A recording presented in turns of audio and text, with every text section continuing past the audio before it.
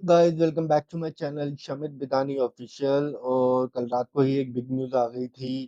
Trump ने लगा दिया है टैरिफ 25% इंडिया पे। और कई सेक्टर्स हैं जिन पे इफेक्ट होगा, कई हैं जिन पे नहीं होगा।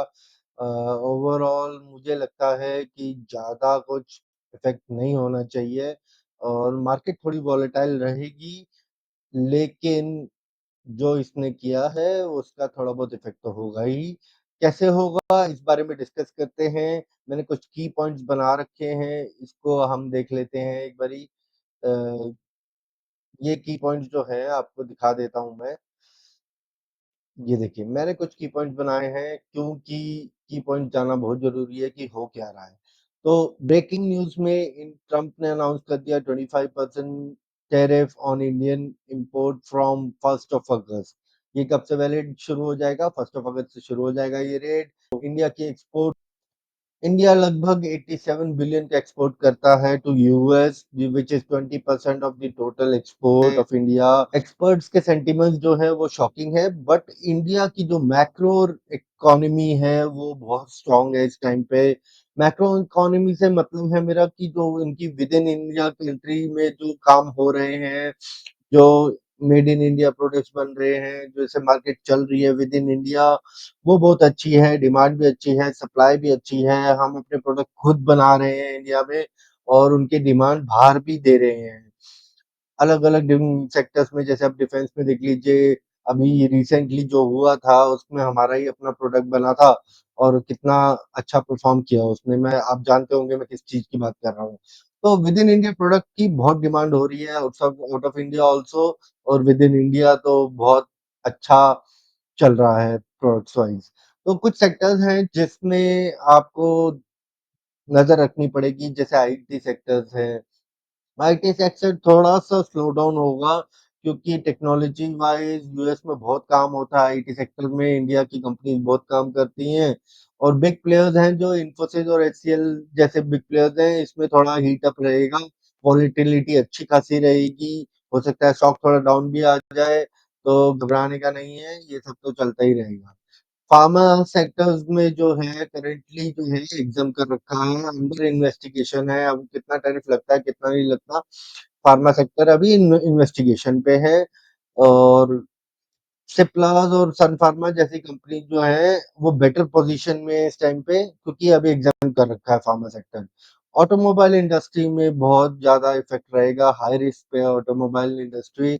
और मदरसन, भारत फोर्ज जैसी कंपनी जो है वो थोड़ी प्रॉब्लम में आ सकती हैं, क्योंकि एक्सपोर्ट अच्छा खासा है इन कंपनीज का। मैंने बताया ना कि जो बड़ी कंपनीज हैं जो कि केटर करती हैं बाहर यूएस को, वो थोड़ा ज्यादा इफेक्ट होंगी। बाकी जो छोटी कंपनीज हैं वो कम इफेक्ट होंगी। जिनका काम, जिनका बिजनेस जो है बाहर ज्यादा है, वो ज्यादा इफेक्ट होंगी। जो आप विद इन इंडिया या आउटसाइड करती हैं काम, वो कम इफेक्ट होंगी। टेक्सटाइल्स में इतना कोई हैवी इम्पैक्ट नहीं है। मार्केट के सेंटिमेंट्स टेक्सटाइल के नॉर्मल हैं बिल्कुल। केपीआर मिल्स और विल्सन जैसी कंपनीज हैं, इनमें थोड़ा सा सेलिंग प्रेशर नजर आएगा आपको। तो ध्यान रखिएगा स्टॉक लेने से पहले, कब लेना है कब नहीं लेना। एनर्जी एंड ऑयल सेक्टर में मोस्टली एग्जाम कर दिया है, तो ONGC, oil India remain stable. ये सारी कंपनीज इंडिया की स्टेबल रहेंगी।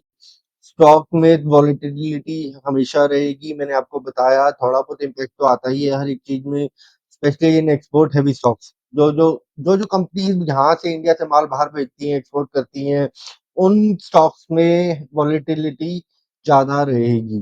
तो आपको उस हिसाब से चूज करना है। हो सकता है ट्रम्प का कुछ पता नहीं होता आज की डेट में। ट्रम्प साहब जो है आज टैक्स लगा देंगे 25%, कल बोलेंगे मैंने 10% वापस ले लिया।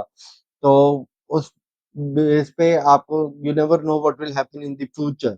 तो उस हिसाब से आपको देख के चलना है कौन से सेक्टर में इन्वेस्ट करना है, कौन से में नहीं करना है। कौन सी कंपनियां एक्सपोर्ट ज्यादा कर रही हैं, उनमें अभी फिलहाल कम अम, आप इन्वेस्ट कर सकते हैं।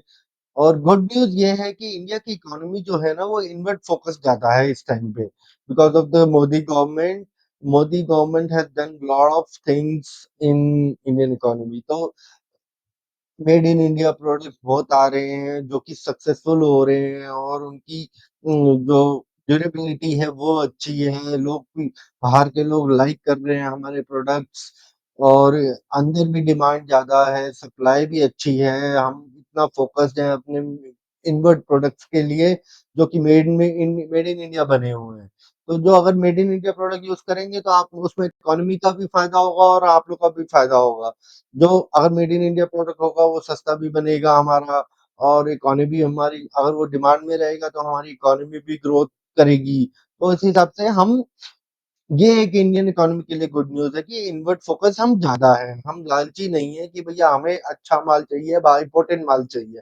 हम कोशिश करते हैं कि हमारा माल जो है, हमारा प्रोडक्ट जो है मेड इन इंडिया हो, हम इंडिया में ही बनाएँ उसको और ऐसी कंपनीज़ हैं छोटी-छोटी जो इंडिया में प्रोडक्ट बनाती हैं और वो इतने सक्सेसफुल कंपनीज़ हैं और बाहर भी प्रोडक्ट बेचती हैं अपने और इतनी सक्सेसफुल कंपनीज़ हैं। तो ऐसी कंपनीज़ बहुत हैं इंडिया में। तो हम एक्सपोर्ट जो है लेस करें और विद इन इंडिया अपनी इंडियन इकोनॉमी को सुधारें और डेवलपिंग बनाएं।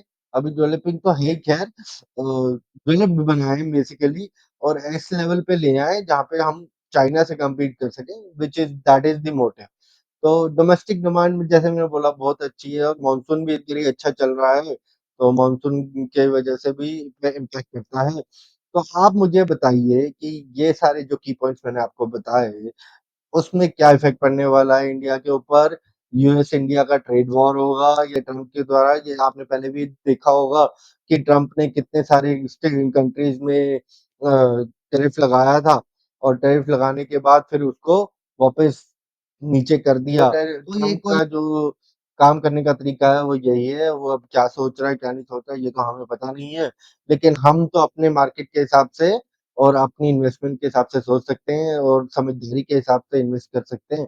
तो जो समझदारी हम दिखाएँगे अपने पैसों के लिए, वही हमारे लिए बेनिफिशियल है। तो जो भी इन्वेस्ट करिए, सोच समझ के करिए। कुछ की पॉइंट्स मैंने आपको बताए कौन-कौन सी जो सेक्टर्स हैं जिन पे इफ़ेक्ट पड़ने वाला है, उनके स्टॉक्स पे इफ़ेक्ट पड़ने वाला है। तो उनको ध्यान से लीजिए क्योंकि पैसा आपका ही है। अपने फाइनेंशियल एडवाइज़र से कंसल्ट करके ही इन्वेस्ट करिएगा। बिना कंसल्ट करे इन्वेस्ट मत करिएगा। यही मेरी राय है।